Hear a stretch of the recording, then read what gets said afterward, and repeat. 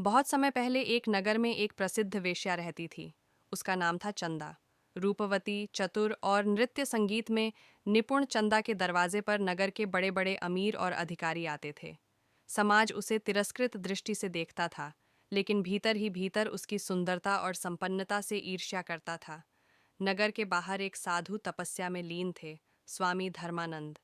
वह दिन भर ध्यान करते, शाम को प्रवचन देते और जो कुछ भी मिल जाता उसी से गुजारा करते। एक दिन चंदा ने दूर से साधु के प्रवचन सुने। उनके शब्दों ने उसे भीतर तक झकझोर दिया। पहली बार किसी ने पाप और पुण्य की सीमाओं से ऊपर आत्मा की बात की थी। रात भर चंदा सो नहीं सकी। अगले दिन वह संकोच से भरी हुई साधु के पास पहुंची। लोग फुसफुसाने लगे, देखो, पापिनी साधु के पास आई है। अब इसका क्या नाटक है? साधु को भ्रष्ट करने आई है शायद। लेकिन साधु शांत भाव से बोले, यह नारी नहीं, एक आत्मा है जो मार्ग तलाश रही है।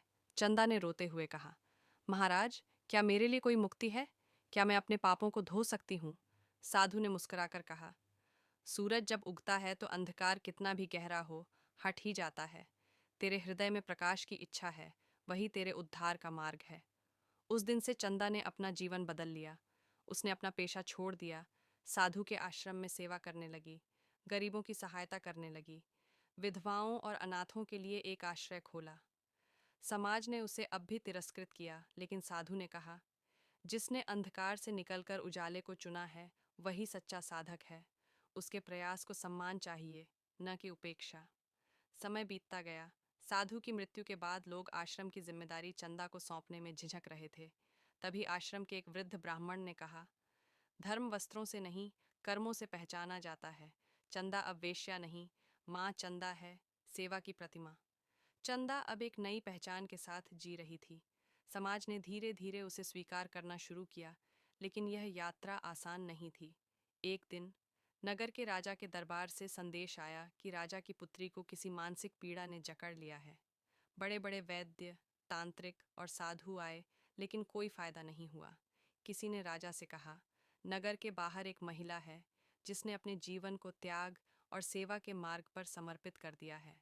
सुना है उसके स्पर्श मात्र से लोगों की पीड़ा दूर होती है। राजा को हैरानी हुई। कौन है वह?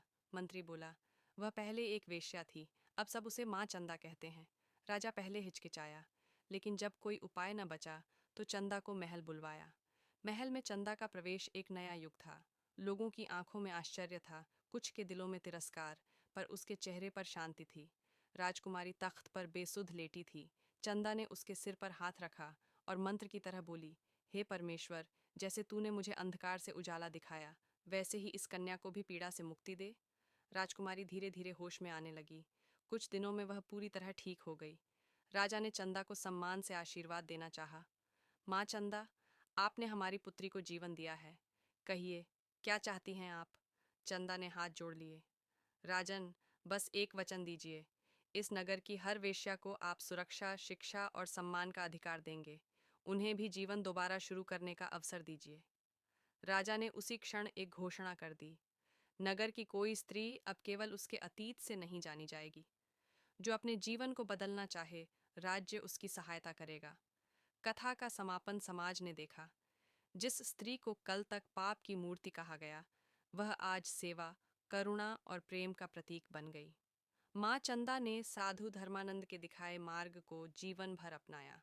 उनका आश्रम अब प्रेमाश्रम कहलाया, जहाँ हर टूटे हुए व्यक्ति को नया जीवन मिलता। अंतिम सीख, पाप करने वाला हमेशा पापी नहीं होता। जब वह सच्चे मन से परिवर्तन चाहता है, तो खुद ब्रह्मांड उसके उद्धार का मार्ग बनाता है।